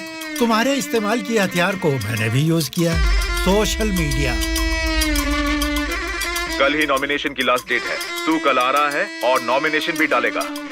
उल्टा सीधा बोलेगा तो, लेकिन मैं तुझे मारकर समुद्र में फेंक दूंगा। छोटे भाई, पॉलिटिक्स मतलब एक ऐसा समंदर जिस पे सफर के लिए शिप चाहिए या तो फिर बोट। तुमने खाली हाथ तैरना चाहा तो बीच समंदर में डूब जाओगे। तेरे जैसे नालायक को ही बोट और शिप की जरूरत पड़ती है। मुझे जरूरत नहीं है। मैं तुझे पीछा करके शिकार करके पकड़ूंगा, क्योंकि मैं एक शार्क हूँ, समझा? वो सही में शार्क निकला। पीछा किया, शिकार किया, और अब क्या करेगा? हे, चलो रे यहाँ से। हाँ, चलो चलो जल्दी चलो। निकलो। हाँ, चलो जल्दी चलो भाई, चलो जल्दी चलो। कुछ भी कहो यार, मौसम तो बहुत लाजवाब लग रहा है। पेट में बहुत गड़बड़ है, लगता है इधर ही बैठ के आ जाएगी। भाई, इस उम्र में भी तू टाइम पे हल्का हो जाता है, मतलब तेरा हेल्थ तो एकदम सुपर है मेरे भाई।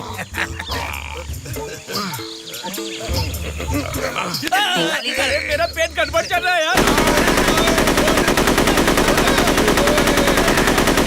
मारे मर रहा हूँ, ऊपर से तुम लोग गोली चला रहे हो। तेरी गोली से हम लोग डरने वाले नहीं है, समझा? ठंडे ठंडे पानी से नहाना चाहिए, जाना है या नहीं? तू पागल हो गया क्या? कोई अपना लीज खुला छोड़ के नहाता है क्या? मैं तो डर ही गया। मेरे लीज पे बुरी नजर डालता है। घर में बाप भाई है कि नहीं? अभी भी तेरा लीज जीतना ही है, एनाकोंडा नहीं बना पाया। तुम लोगों को लीच और एनाकोंडा में फर्क नहीं समझता है क्या? लीच हो या एनाकोंडा हो, बीन बजाने से भी कोई फर्क नहीं पड़ने वाला है। अरे इस जगह में बीन ठीक से नहाने भी नहीं देता है, ठीक से हल्का भी नहीं होने दिया, गोलियां पे गोलियां चलाया जा रहा है। ये क्या हाल हो गया हमारा? एक नहीं, दो नहीं, पूरे 120 एमएलएस को प्री प्लान तरीके से किडनैप करके ले गया है। मेरी समझ में नहीं आ रहा क्या करूं। ये सब मैंने किया है। ये बात अगर जनता या मीडिया को पता लगी तो इतने साल की मेहनत से बना मेरा पॉलिटिकल करियर बर्बाद हो जाएगा। आप फिक्र मत कीजिए सर, ये हम पर छोड़ दीजिए। किडनैपर से सारे एमएलएस को कैसे सुरक्षित लाना है ये मुझ पर छोड़ दीजिए। किरण सर, ध्रुवा कहाँ है पता करो और तुरंत मेरे ऑफिस में आने के लिए कहो, तुरंत। Okay sir. मैं चलता हूँ सर।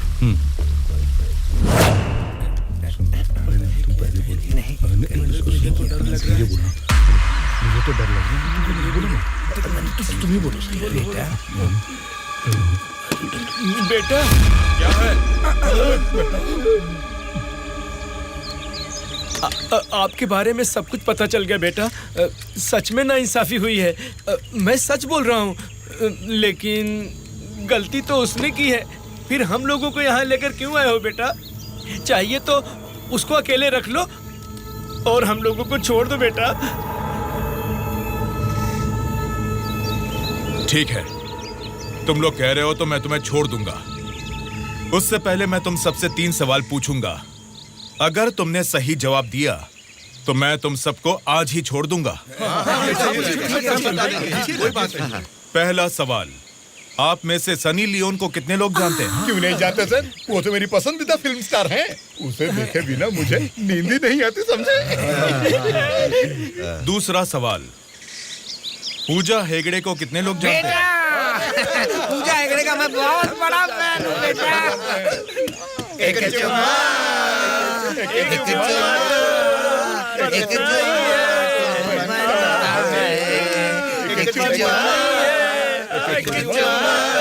बेटा एक दूसरा गाना सुनाता हूँ, सुनो तुम।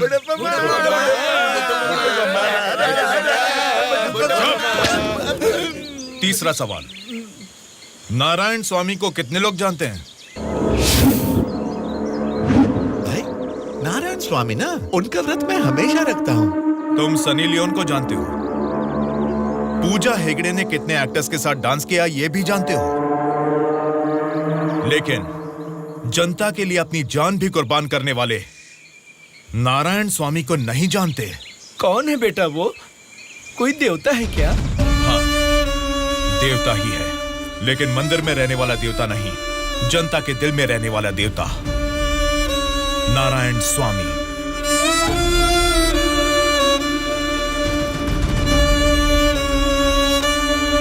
नमस्कार सर। नमस्ते माँ जी। नमस्ते नमस्ते।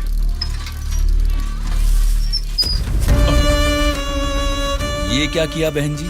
क्या देख के पता नहीं चल रहा? कचरा है। हाँ वो तो पता चल रहा है, लेकिन कचरे की सही जगह तो कूड़ेदान होती है ना। तो आपने ये कचरा कूड़ेदान में डालने की बजाय यहाँ सड़क पर क्यों फेंक दिया? हमेशा कूड़ेदान में ही डालती हूँ, आज ही जस्ट मिस हो गया।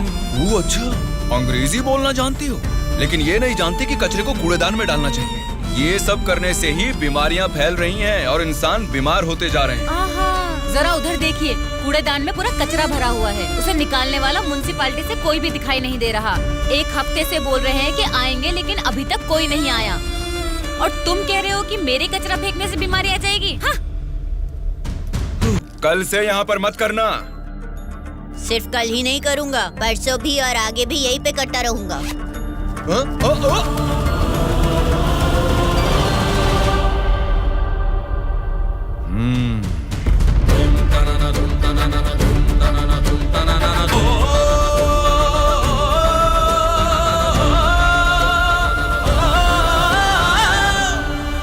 क्या हुआ? क्यों नहीं पेशाब किया?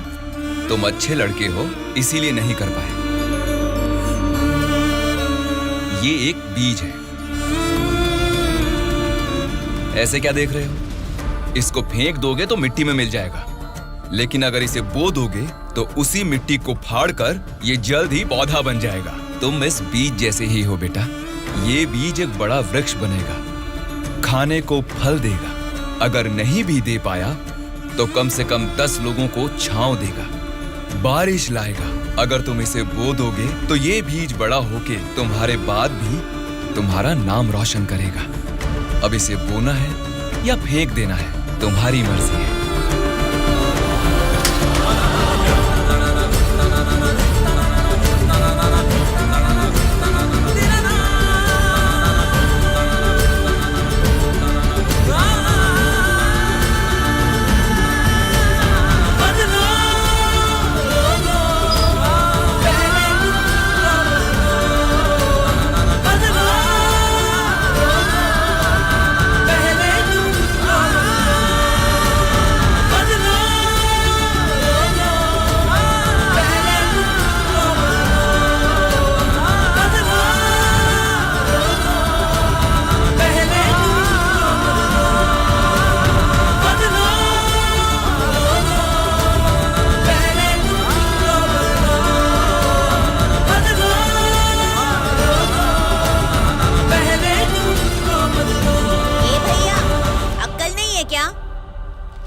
यहाँ इतनी सफाई है, यहाँ सुसु क्यों कर रहा है? वहाँ पब्लिक टॉयलेट है, उधर जाके सुसु करना। अरे वहाँ जाके हल्का होने का 2 रुपए लेते रे, पीने का पानी 1 रुपए रे, और हल्का होने के लिए 2 रुपए कहाँ से लाऊं मैं? चलो जाओ यहाँ से। जा रहा हूँ मैं।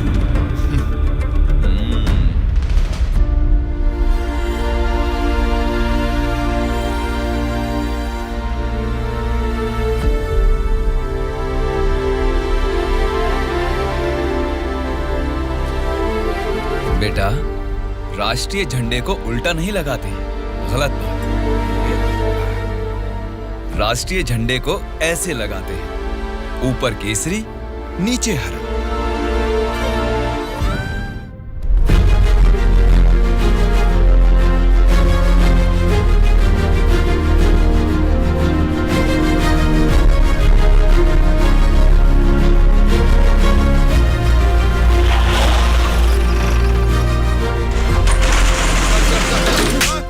इंस्पेक्टर साहब, आप इस पर इस तरह हाथ नहीं उठा सकते। इसको कल आपको कोर्ट में हाजिर करना चाहिए। उसकी दारू की दुकान बंद करा के आपने हमारे लिए अच्छा काम किया है साहब। सच में आप जैसे लोग नेता बनेंगे तो हमारे लिए बहुत अच्छा काम करेंगे साहब।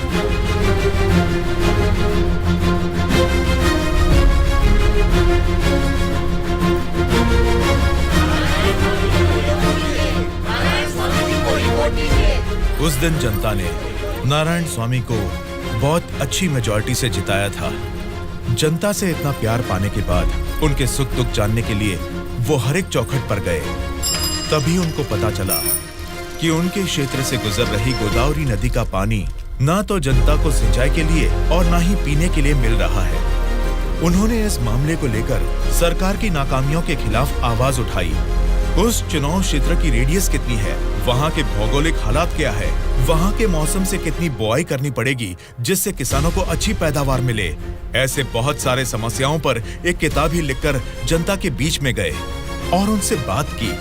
सच कहूँ तो आज मैं नहीं जीता, बल्कि मुझे जिताकर आप सब ने लोकतंत्र को जिताया है। इस बदलाव से देश की राजनीति में एक नई शुरुआत होगी। मेरे हाथ में जो किताब देख रहे हैं, इसमें हमारे चुनाव क्षेत्र की कमियों, आप सभी की जरूरतों और उनको मैं कैसे पूरा कर सकता हूँ, इसमें मैंने ये सब लिखा है। आज से ये हमारे चुनाव क्षेत्र का संविधान है। मैं असेंबली में खड़े होकर आपकी इन सभी समस्याओं के लिए लड़ूंगा। मैं आने वाले 5 सालों में हमारे चुनाव क्षेत्र की गतिविधियां बदलने के लिए भरी असेंबली में पूरी सच्चाई के साथ लड़ूंगा और ये मेरा आप सबसे वादा है।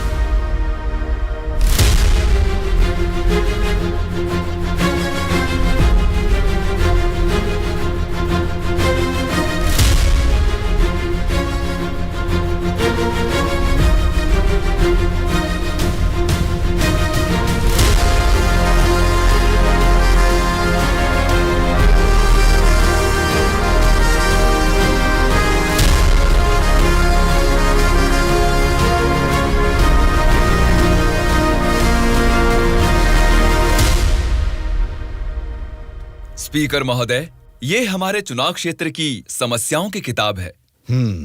अगर मुझे थोड़ा सा समय मिल जाए तो मैं उन सभी समस्याओं से आपको रूबरू कराना चाहूंगा।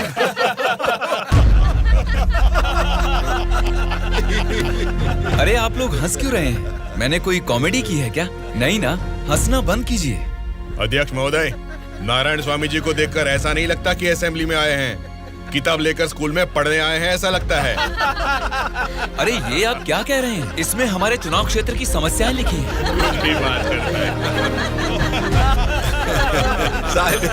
स्पीकर महोदय ने साइलेंस बोला, फिर भी हंस रहे हैं। चुप हो जाइए।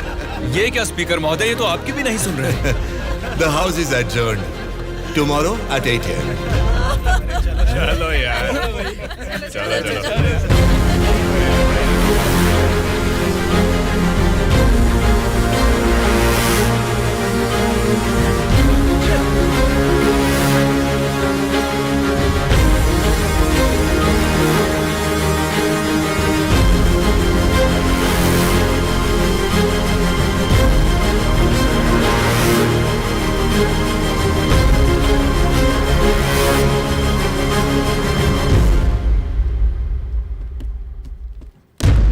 भास्कर रेड्डी जी, आज का अधिवेशन आपसे शुरू करते हैं।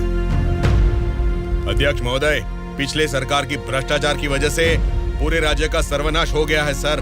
क्यों सर्वनाश हुआ है उसकी वजह बता रहा हूँ अध्यक्ष महोदय। प्रचार तो राम राज्य का हो रहा था, लेकिन राज्य में राक्षस राज्य हो गया है अध्यक्ष महोदय, इसलिए इस तरह बात करनी पड़ रही है। ये क्या बोल रहे हो तुम? हमारी सरकार को राक्षस की सरकार बोल रहे हो? मुंह पे जुबान है तो क्या कुछ भी बोलोगे भास्कर रेड्डी? आगे के 5 साल तुम सत्ता में कैसे रहोगे ये मैं भी देखूंगा।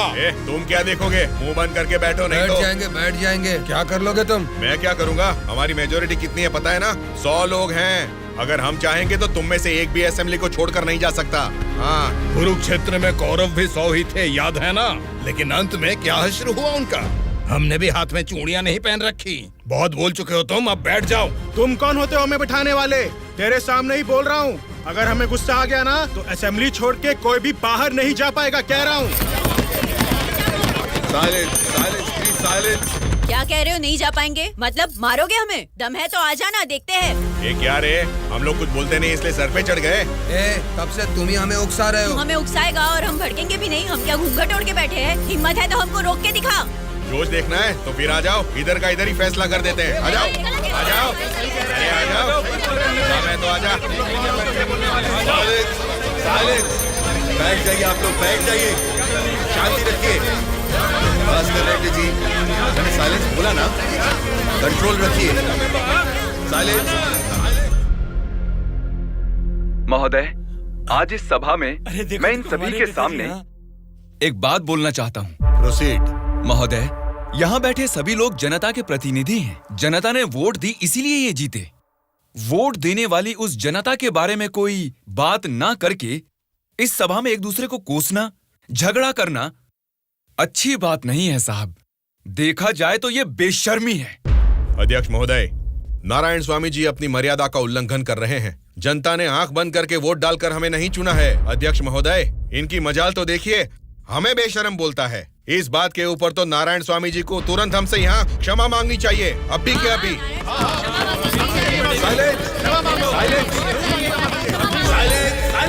भास्कर रेड्डी जी, अरे मैंने तो लोकतंत्र की बेशर्मी बोला था, आपको बेशरम नहीं बोला।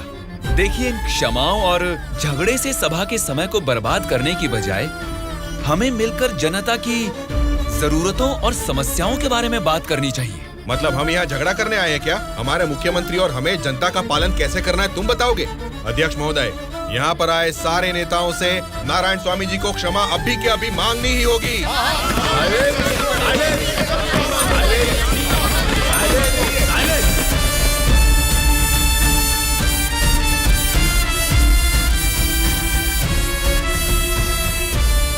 उनके बर्ताव से तुम क्यों दुखी हो रहे हो? सब ठीक हो जाएगा साहब, एक बार फिर आपको बोलने का मौका जरूर मिलेगा साहब। गूंगे को माइक पकड़ा देंगे तो कुछ फायदा थोड़ा ही होगा। जितने भी मौका देंगे होने वाला कुछ नहीं है। सोच समझ के तो बात ही नहीं कर पाता है ये। गोलू, क्या बात कर रहा है तू? पागल हो गया है क्या? मुंह बंद करके यहाँ से निकल जा, जा। उसकी बातों का बुरा मत मानिएगा साहब। उसने कुछ भी गलत नहीं कहा सुबैया। तुम उसकी बातों में गुस्सा देख रहे हो और मैं उन बातों के पीछे छिपी वजह।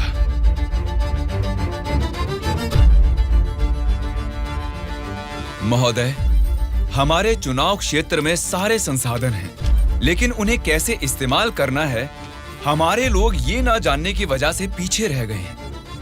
इस बारे में सरकारी पार्टी को कई बार विनती करने के बाद भी वो लोग फंड्स अलॉट नहीं कर रहे।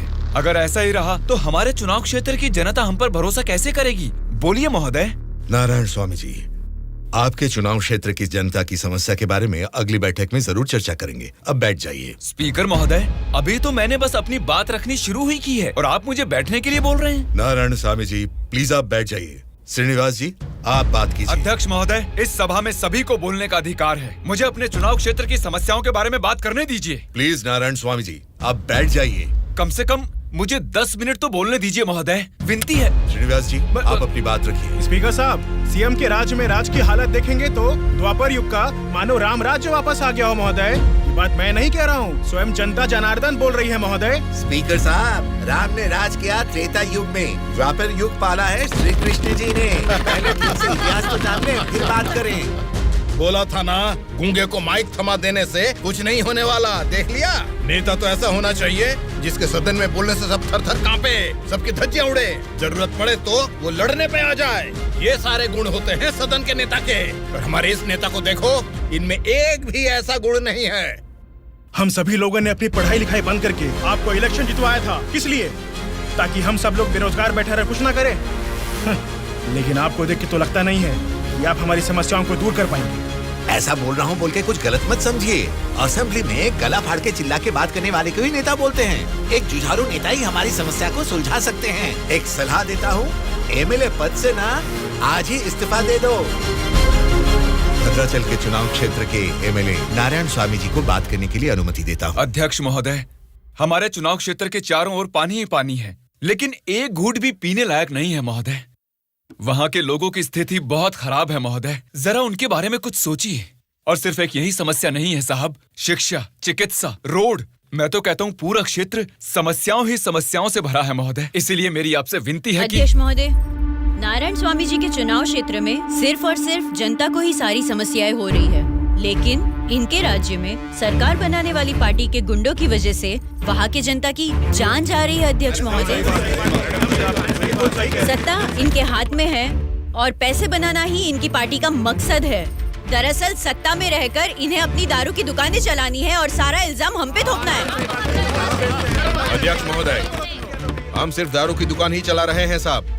ये विपक्ष के लोग जब सत्ता में थे तब सीधा ब्रोथेल हाउस ही चला रहे थे। हाँ साहब, ये सही कह रहा हूँ मैं। जरा उनको देखिए, बोलते कुछ है करते कुछ और है। देखिए सर, ये कैसी बातें कर रहा है, कितना गिरा हुआ आदमी है ये अध्यक्ष महोदय। Silence, silence. मैंने क्या गलत कह दिया अध्यक्ष महोदय? ये रमा देवी कौन है, क्या चरित्र है इनका? एक जमाने में रेड लाइट एरिया में उन्होंने क्या गुल खिलाए हैं सब जानते हैं।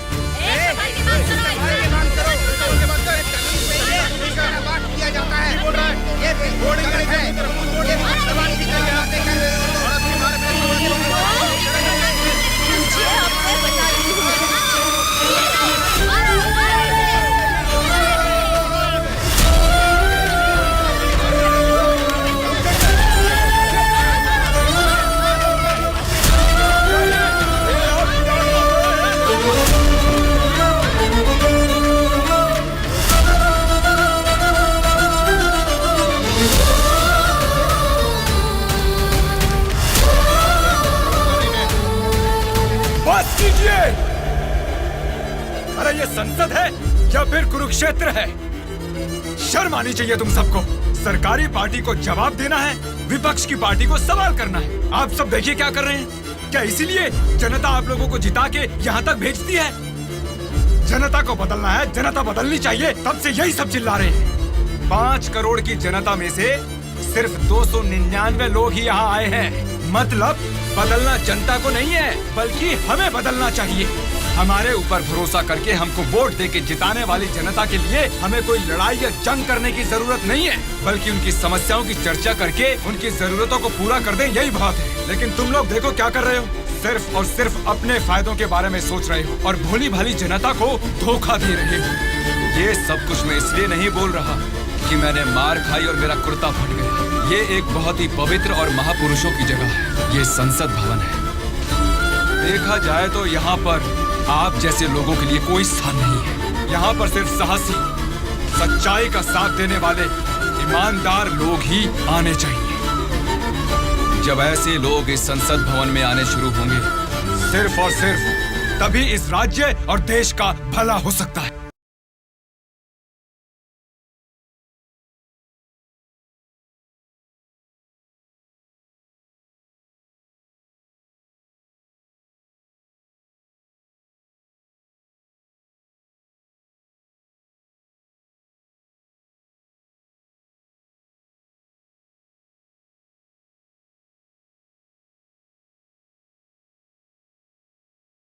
उदास क्यों हो आप?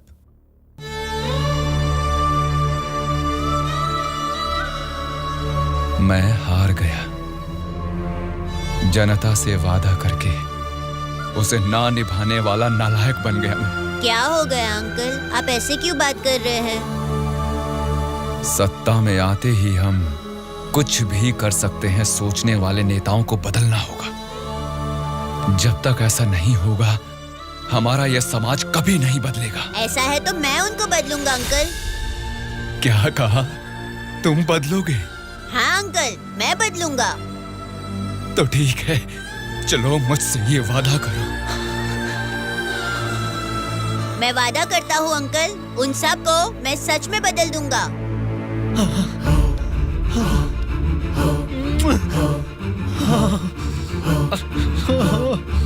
बदलना है, तुमको ही बदलना है, तुम ही बदलोगे।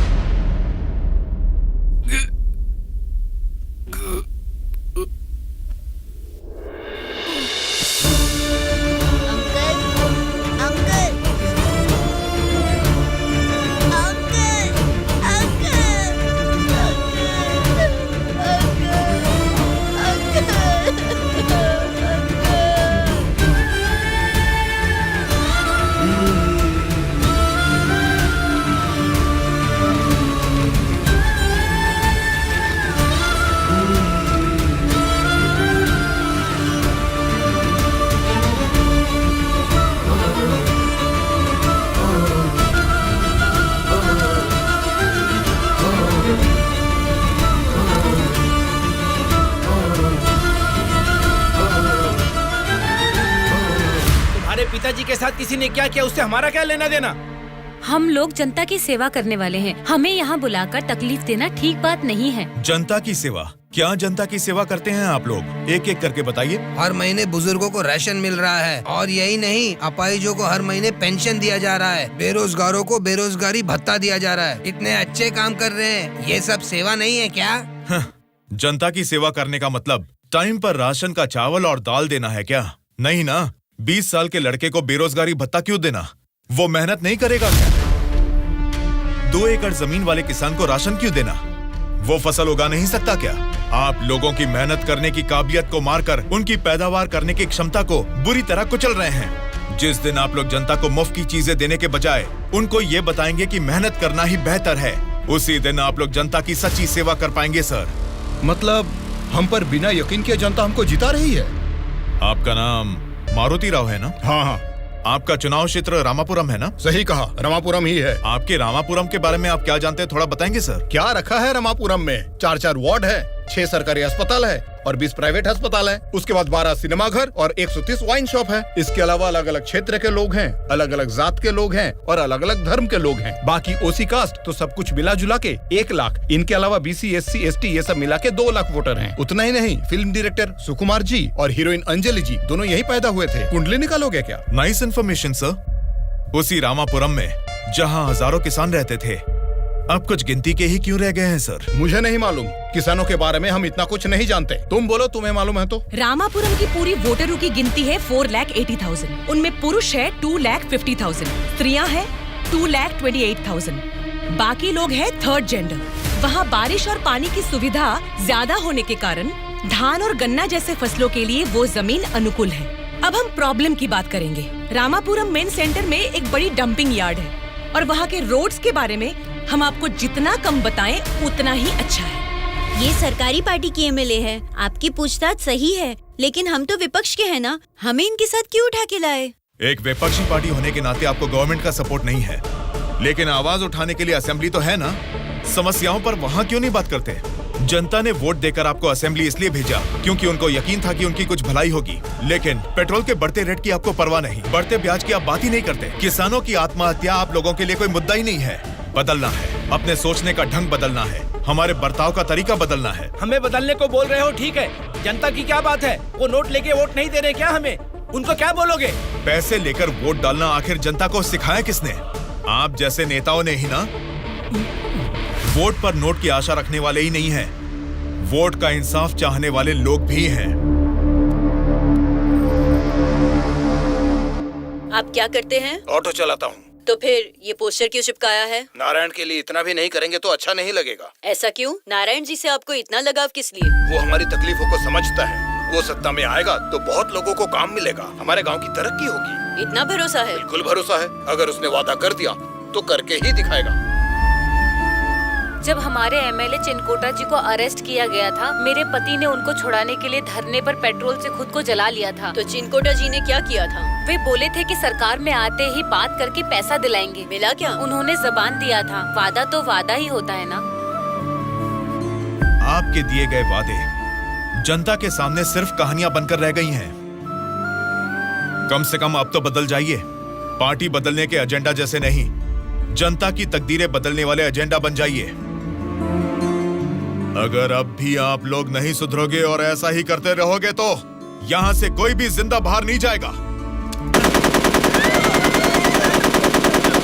सूर्या, इनको समझाने का कोई फायदा नहीं है। ये लोग ऐसे ही रहेंगे। मेरी बात मानो, सबको मार डालो। अरे रुको भाई, रुको। ब्रदर, अगर आपको मारना है तो हमें मार दीजिए, लेकिन मरने से पहले हम सब बदलना चाहते हैं। हमको एक चांस तो दीजिए। इतने दिन जनता के पैसे कैसे लूटना है यही सोचते थे। अब एक मौका दे दो हमें। जनता के पैसे को जनता तक लौटाना है यही सोचेंगे। अब उस नारायण स्वामी के सपनों को हम सच करके दिखाएंगे। उसका नाम है सूर्या। ऑलरेडी एक मर्डर केस में वो सजा काट रहा है। सत्ताधारी पार्टी की सपोर्ट से वो जेल से बाहर निकला है। बहुत शातिर है वो। बड़ी होशियारी से वो दोनों पार्टियों के एमएलए को किडनैप करके लेके गया है। उसका प्लान क्या है, उसने क्यों किडनैप किया है, उसके सिवा और किसी को पता नहीं है। समझ गया सर। वो जहां भी हैं, सब एमएलए को सेफली लाने की जिम्मेदारी मेरी।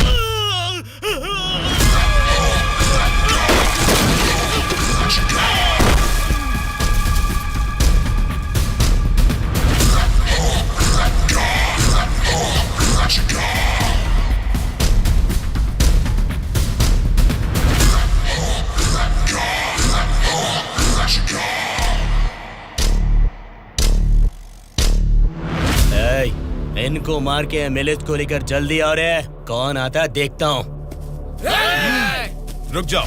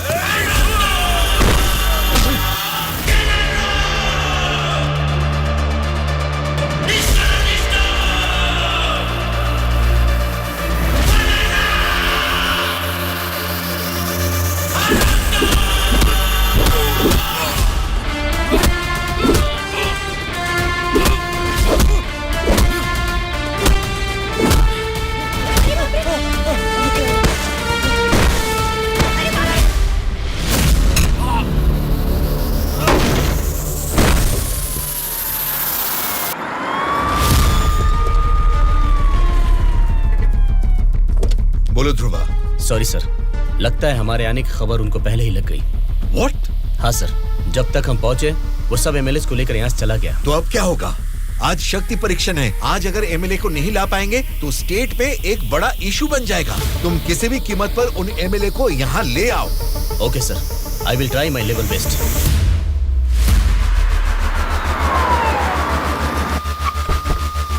ये लीजिए मैडम फाइल, सबके दस्तखत हैं इसमें। हमारी गवर्नमेंट को सपोर्ट करने वाले एमएलए की list sir. Go ahead, wish you all the best. Thank you sir. Welcome.